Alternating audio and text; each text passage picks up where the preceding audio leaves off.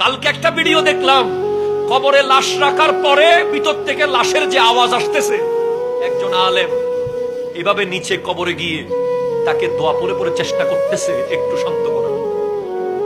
লাশের ভয়ঙ্কর আওয়াজ। আপনি তো কবরের আওয়াজ শোনার শক্তি আমাদের নাই। কবরের আওয়াজ আমার নবী শুনেছেন, এজন্য আমার নবী বলে গেছেন কবর 10টা বাক্য বলে বলে ডাকে প্রতিদিন। আমার যে যুবক ভাইয়েরা আজকে এনজয় করছেন, আজকে দুনিয়াটাকে জান্নাত মনে করতেছেন, কথায় কথায় প্রতিশোধ নিচ্ছেন, কথায় কথায় গলা ধাক্কা দিচ্ছেন, কথায় কথায় হুমকি দিচ্ছেন, আপনাকে কবর প্রতিদিন ডাক দিয়ে বলছে তাসআ আলা যাহরি ওয়া মাসিরুকা ফি বাতানি।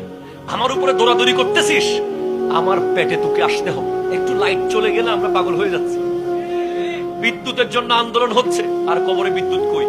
কোথায় বিদ্যুৎ? কবরের লাইট হলো আমার নবী, কবরের বাতি হলো আমার নবী, কবরের সাথী আমার নবী, কবরের প্রশান্তি আমার নবী, কবরের বন্ধু আমার নবী, কবরের যিনি বুকে টেনে নেবেন তিনি আমার নবী।